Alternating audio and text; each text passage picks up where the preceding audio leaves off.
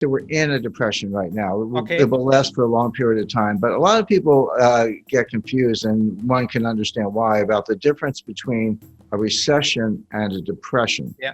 Now, Please. most mainstream economists, they don't like what I call the D word. They don't talk about depressions. They talk about recession. So a recession is conventionally defined as 2 or more consecutive quarters of declining GDP. And this would be the first back-to-back recession since 1980, 1981. So you have a recession, you come out of it, and then you go right back down into recession. So that's technical recessions. Depressions are different. And a lot of people think, well, if a recession is 2 quarters of declining GDP and a depression is worse, well, a depression must mean 10 quarters of declining GDP, as if it's a really long recession. And that's not the definition. The depression means depressed growth. Growth is depressed relative to trend, relative to potential. So you can actually have growth in a depression, but the point is the growth is too weak. And so this is what we're in. We had...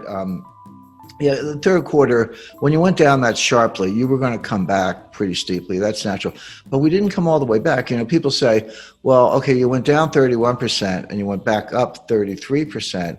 So aren't you back where you started? And of course, the answer is no, because you're applying the 33% to a smaller base. So if you normalize, let's say 2019 is 100% of 2019 output. You go down 5%, and then you go down 31%. Well, now you're around 65% of the prior output. Well, if 65 is the new base and you go up 33, that adds 21 or 22. But you're only back to 87 because you're working off a smaller base.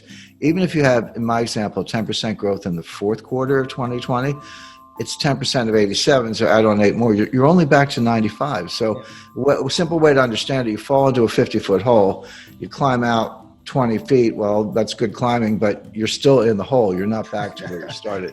But a better comparison is maybe Japan.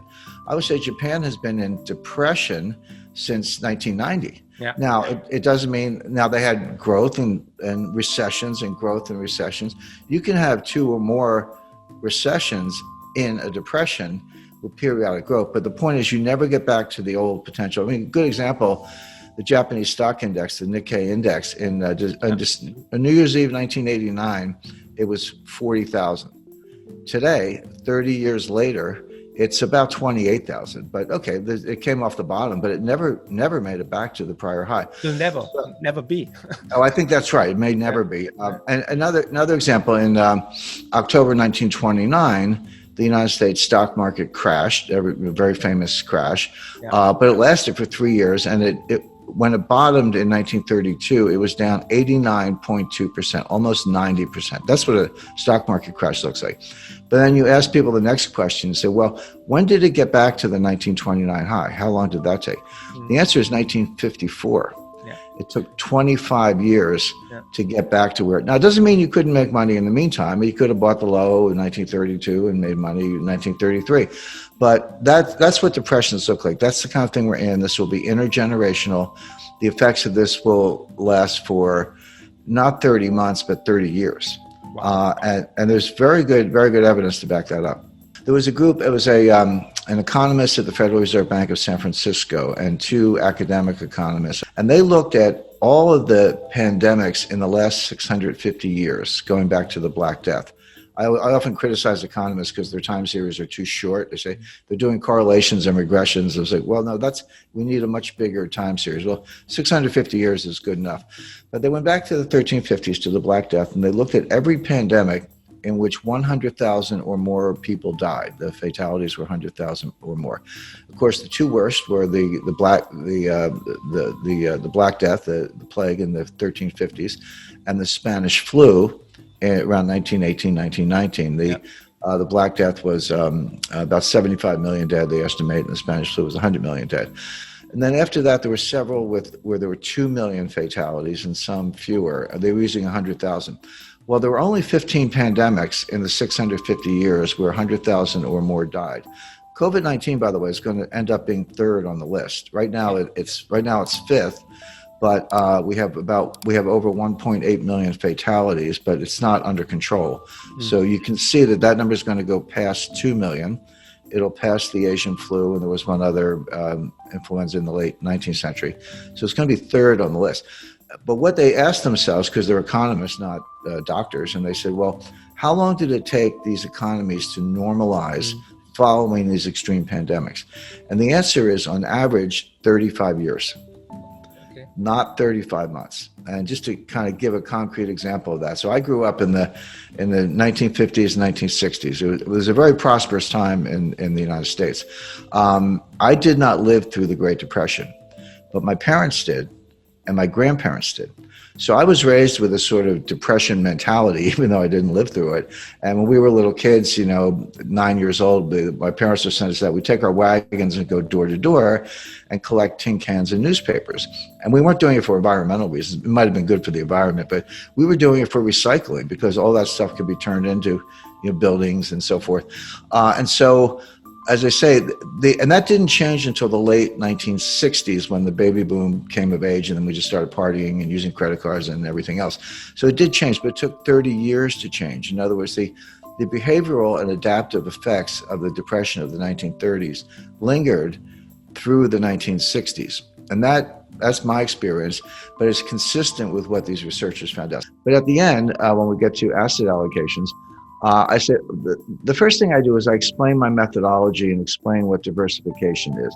Diversification is a very powerful tool. It does what it's supposed to do, which is increases your total return with less risk.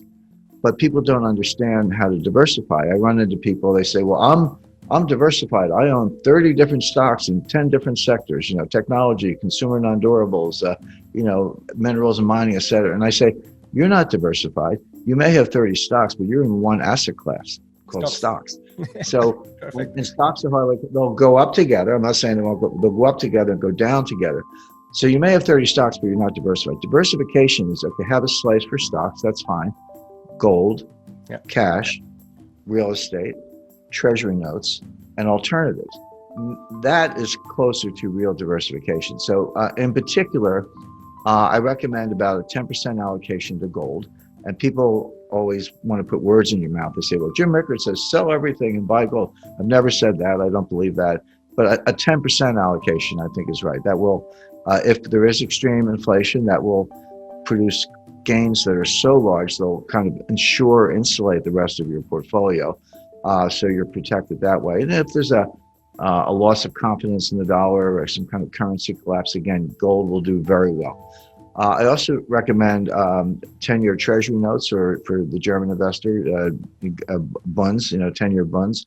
And the reason for that is, first of all, they're high credit, they're liquid, but interest rates are going to go lower, which produces capital gains. It's a little bit counterintuitive. People don't understand bond math, but it's pretty simple. If interest rates go down, the value goes up. So as interest rates go down, you're getting more capital gains. So we have a lot of, very smart, very prominent people in the United States, Jeff Gundlach, Bill Gross, Dan Isaacson at PIMCO, and others who say, the interest rates are too low. This is the greatest bond market bubble in history. Short the bond market, et cetera. One by one, they've been carried out feet first. They've been wrong about that.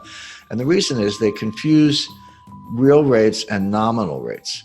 So nominal rates, that's the rate you see on television or when you look at a screen. That's the nominal rate. But the real rate is the nominal rate minus inflation. And the problem is nominal rates are low. That's true, but real rates are not low. I borrowed money in 1980 at 13%. That was my first mortgage. My mother cried because her first mortgage was 2%. But I said, Mom, I'm borrowing at 13%, but inflation was 15%. So my real rate was -2. Plus taxes were 50%, 50, and my interest was tax deductible. So I got a tax benefit on the money I was paying of 50% on the 13%. So that's another 7%, 7.5%. So my after-tax rate, after inflation, after taxes, my real rate was -8.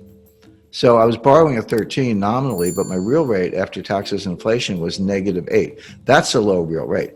But the point is that that's where we have to get to. If you want to stimulate the economy and borrowing and lending and spending and investment, et cetera, you have to get real rates much lower than they are right now. Well, we're not getting inflation. Eventually we may, down the road we may, but not now. Deflation is a greater danger. So if if inflation is declining, we're getting disinflation and deflation, and the nominal rate is here. How low does the nominal rate have to go to get to a negative real rate? Well, it's got to go negative. It's got to go maybe -2 or -3. That will produce enormous capital gains for the bondholders.